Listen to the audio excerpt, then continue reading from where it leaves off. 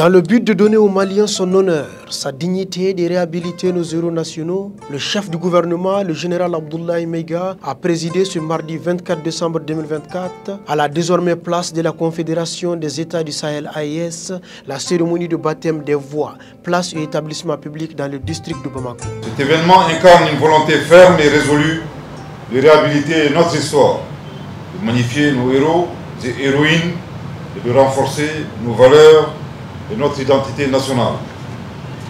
La République du Mali, berceau de vastes et puissants empires et royaumes, est l'héritière d'une civilisation millénaire riche et rayonnante. Notre histoire est jalonnée d'actes héroïques et de bravoure incarnés par des rois, des empereurs, guerriers, soldats, ainsi que les figures emblématiques de la politique, de la culture, des sciences, des arts et des lettres. Cette brillante histoire a souvent été éclipsée par les manœuvres d'effacement de la mémoire des peuples colonisés. Distingués invités, mesdames et messieurs, les symboles, tout comme les noms, portent une charge mémorielle puissante. De nombreuses voies et édifices publics de notre capitale, Bamako, ont longtemps glorifié des personnages et événements de la période coloniale au détriment de nos héros nationaux. Des avenues et rues telles que l'avenue de l'Artois, l'avenue de la Marne ou encore la rue Archénard, perpétuant des noms qui ne trouvent aucun écho dans la mémoire collective des Maliens. Face à ce constat, nos aînés ont, dès les premières heures de l'indépendance, engagé des actions de restauration de notre histoire.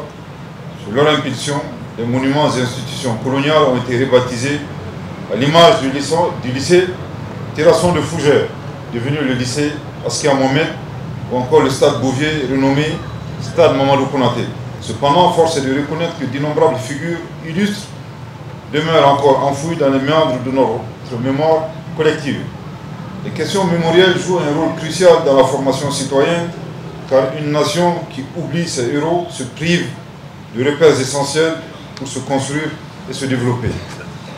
C'est pourquoi le président de la transition, chef de l'État, son Excellence le général d'armée Assimi Goïta, s'est engagé à redonner aux Maliens sa fierté, son honneur et sa dignité.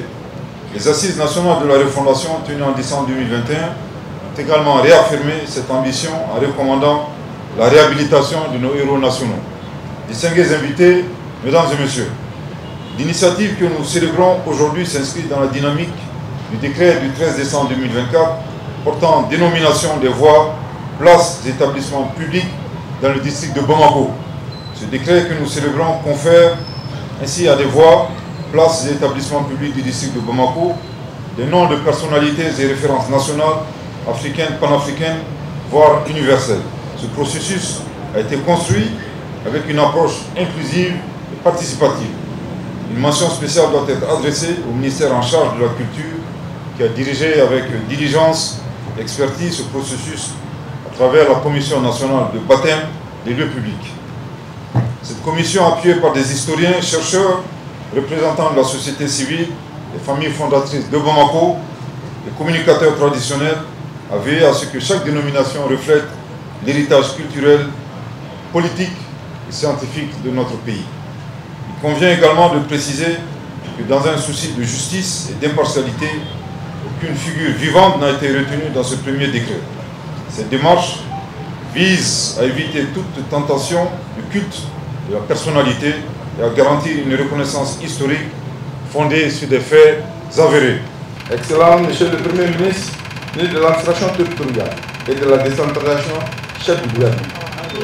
Je voudrais vous rassurer de la disponibilité de la commune 5 à entreprendre des actions de préservation et de sécurisation de cette place dédiée à l'Alliance des États du Sahel. Le décret concerne une première liste de 28 personnalités physiques et 7 personnalités morales emblématiques. Parmi elles, les noms résonnent encore comme des symboles de courage, de patriotisme et d'excellence. Cette initiative ouvre la voie à d'autres étapes avec des listes élargies à d'autres localités de notre pays. Ces héros que nous célébrons et qui nous appartiennent s'invitent également au sein de l'Alliance des États du Sahel. J'en veux pour preuve une dimension politique de premier plan que nous partageons, la souveraineté et l'intégrité territoriale de la Confédération AES. Ici, de la place de la Confédération de l'AES, je salue les frères et sœurs du Sahel. Ici, je leur dis que nous ferons l'Afrique, même s'il faut notre sang. Distingués invités, mesdames et messieurs, je tiens à saluer le travail du ministère en charge de la culture qui a permis la réalisation de ce noble projet.